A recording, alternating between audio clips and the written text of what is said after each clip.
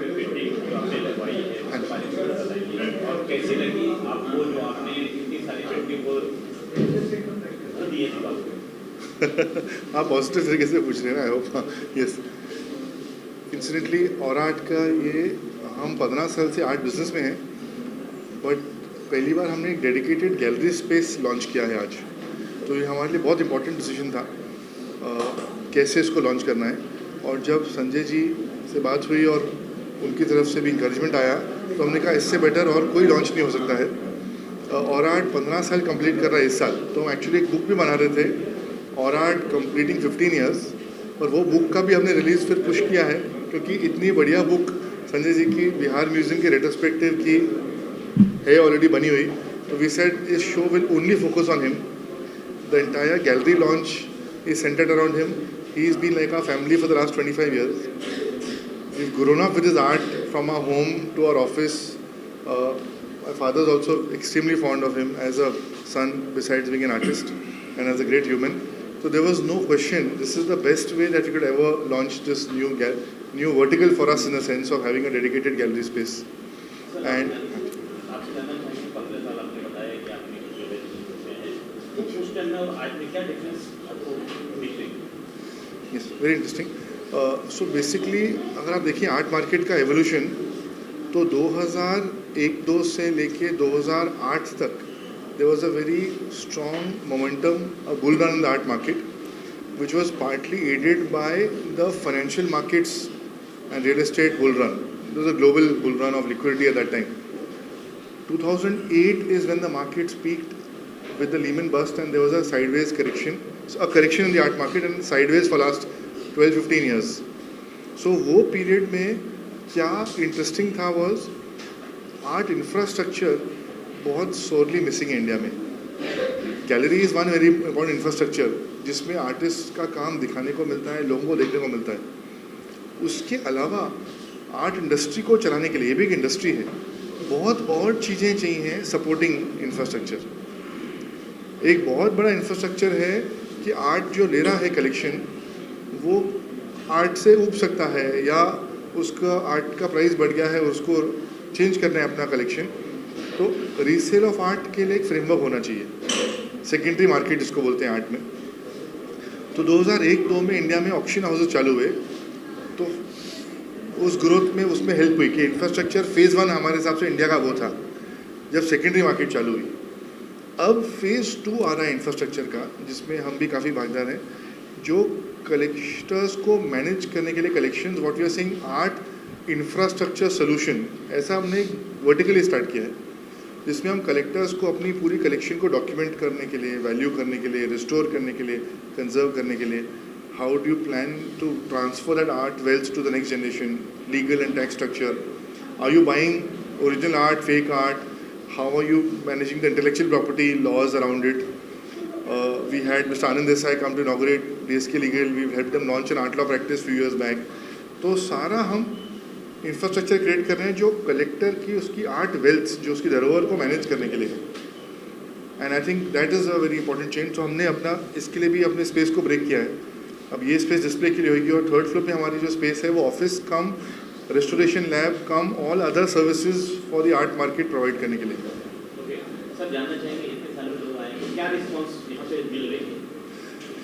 बहुत पसंद आए लोग, काफ़ी. इनमें से 2 टाइप के लोग थे. एक सेट ऑफ कलेक्टर्स है जिन्होंने संजय जी का काम 15-20 साल पहले, 10 साल पहले भी एक्वायर किया है, क्योंकि इनका शो भी सोलो शो 2009 में था last.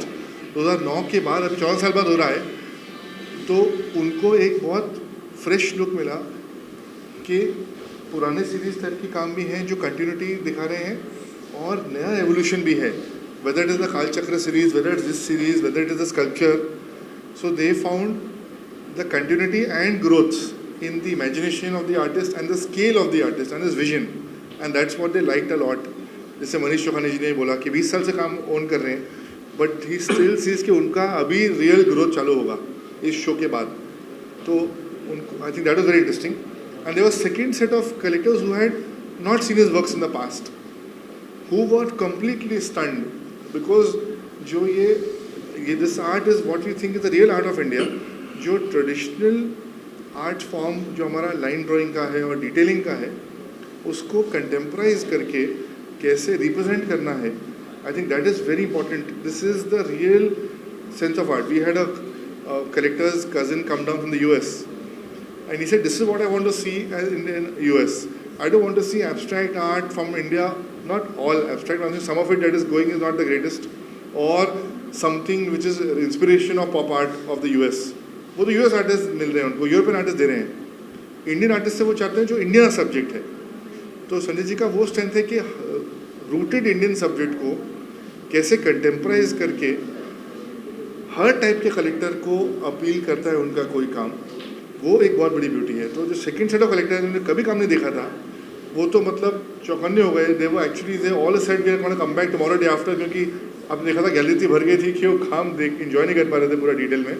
Set we are gonna come back with our family and with more detail see the art, enjoy it and acquire it. Sir आपसे जानना चाहेंगे नेक्स्ट स्टेज आपकी क्या आने वाली है? प्रक्रिया जारी है, अभी कुछ बोल नहीं सकते, पर अभी स्कल्पचर पे मेरा ध्यान है. कुछ बड़े स्कल्पचर के काम चल रहे हैं. Okay, thank you. Thank you. Sir आपसे फर्स्ट ऑफ ऑल आपका नाम जानना चाहेंगे और आप पेंटिंग के बारे में बताइए. मैं संजय कुमार, रहने वाला बिहार से हूँ. पिछले 30 सालों से मैं बॉम्बे में काम कर रहा हूँ. और पेंटिंग के बारे में मैं, आप जो देख रहे हैं, बुद्ध से रिलेटेड सारे पेंटिंग हैं. और बुद्धा को जितने भी तरह से मैं जी पाया, समझ पाया 20 सालों में, तो सबका चित्रण मैंने किया है. अलग अलग मीडियम, अलग अलग तरीके से मैंने उसको जीने की कोशिश किया है. वो आपको दिख रहा है. बौद्धों के साथ में आपने, मैंने कुछ पेंटिंग में देखी है जिसमें महाभारत का भी आपने कुछ सीन दिखाने की, दर्शाने की कोशिश की है, उसके बारे में जानना चाहिए. नहीं, एक्चुअली मिथक कथा जो हमारे जो बुद्ध में आप देख रहे होंगे, बैकग्राउंड में मिथक कथा से जुड़े हुए बहुत सारी चीज़ें हैं. उसी को रिलेट करते हुए मैंने कुछ अलग अलग समय पे कुछ अलग अलग प्रयोग भी किए हैं, जिसमें महाभारत, रामायण और बुद्ध से रिलेटेड कुछ चित्रों का चित्रण किया गया है. उसमें आपने आर्ट क्यों चुना? सॉरी, आर्ट क्यों चुना? बस यही नहीं पता चल पाया मुझे. ओके सर, आपसे जानना चाहेंगे आपने जी संजय जी का एक बुक बनाना, मतलब बुक लिखने के लिए जो प्रयास रहा है, काफ़ी करीब 2 साल तक हमने डॉक्यूमेंटेशन का काम किया उसमें.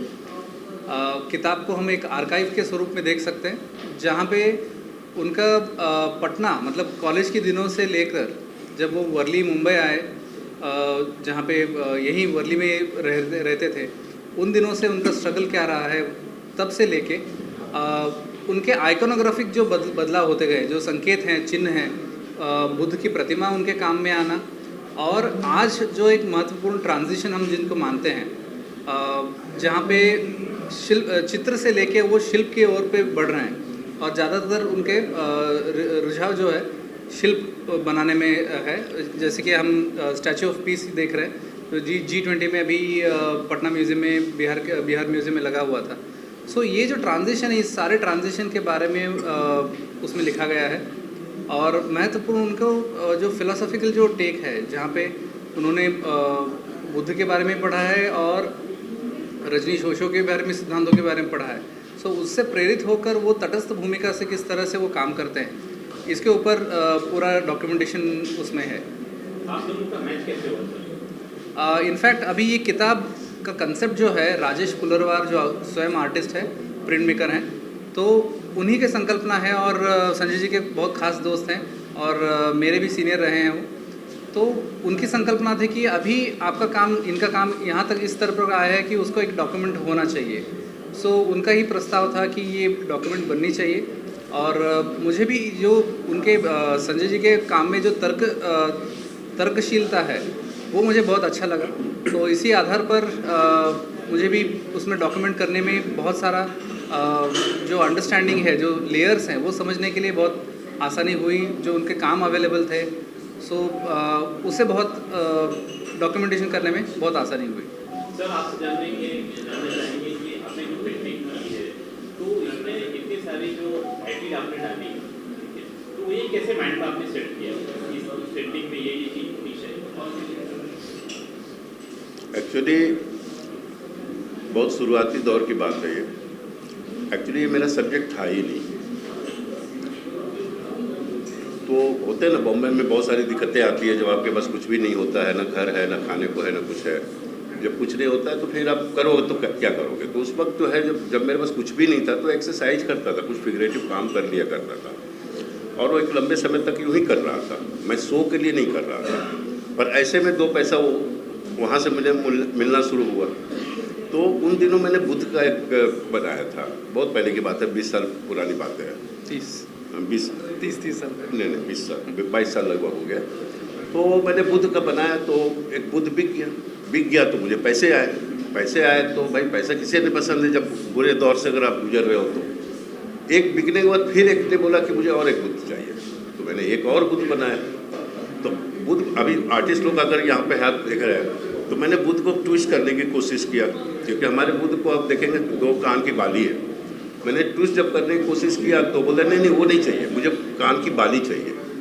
अब एक आर्टिस्ट तय कर ले कि कितनी बड़ी चैलेंज है कि हर बुद्ध को आप कान की बाली अगर बनाते रहेंगे तो कितनी बड़ी चैलेंज होगी। अब तो शुरुआती दौर में मैंने केवल चारकोल से मैंने काम किए थे, बाकी कुछ भी नहीं था।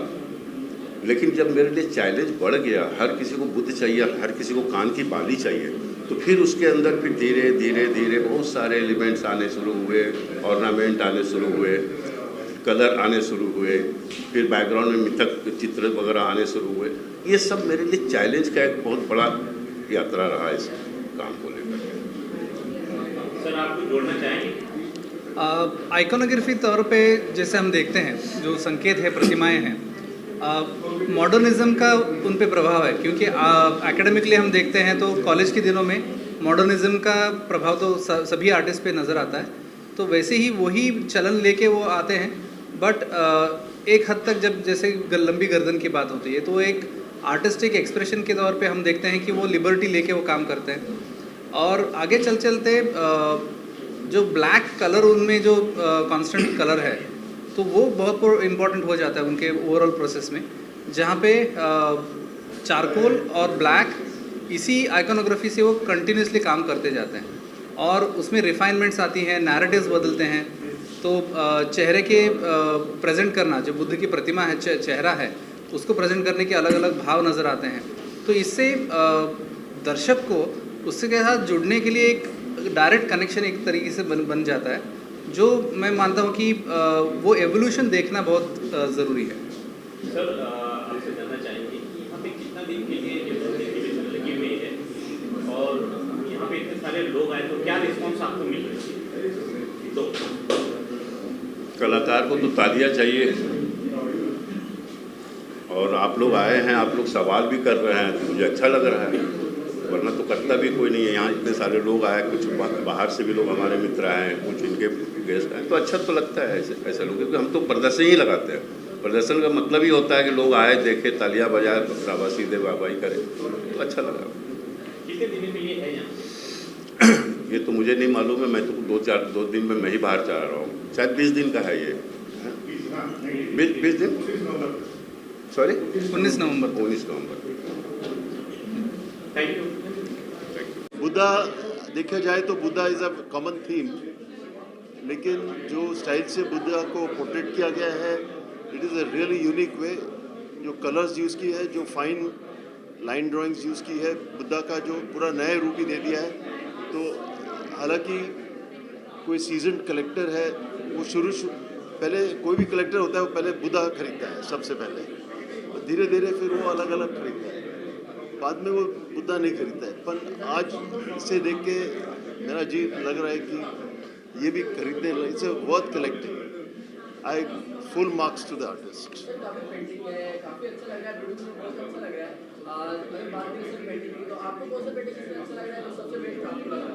तो इसमें से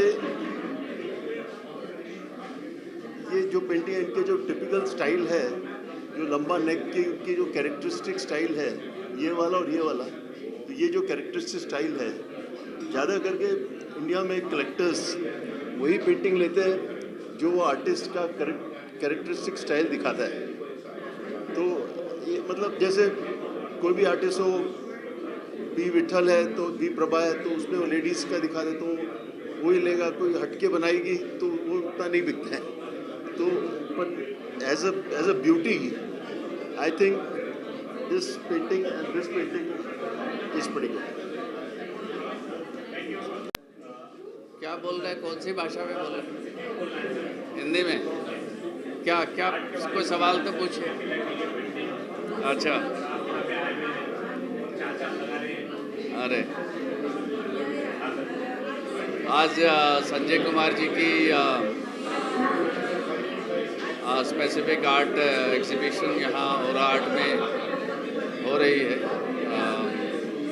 उनका आर्टवर्क, उनका जो शैली है काम की, वो इतनी डिटेल्ड है, इतनी आपको प्रेरित करती है उस विषय में खो जाने की। तो देख के बहुत अच्छा लगा। बहुत उम्दा काम संजय कुमार जी का हुआ है। और मैं आभारी हूँ कि मुझे यहाँ आने का मौका मिला। धन्यवाद।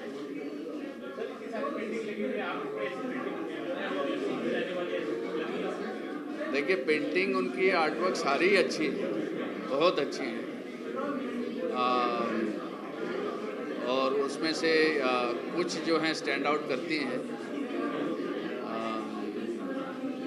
स्पेसिफिक तो नाम तो मुझे याद नहीं है आर्टवर्क के, लेकिन कालचक्र एक आर्टवर्क है जो मुझे अच्छा लगा है।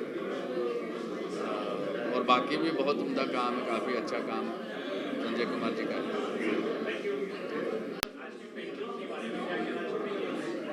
हिंदी बड़ा मशहूर पेंटर है, काफ़ी अच्छे पेंटिंग है। बुधा का जो थीम है सब पेंटिंग में, वो साइलेंस और पीस का मैसेज देता है।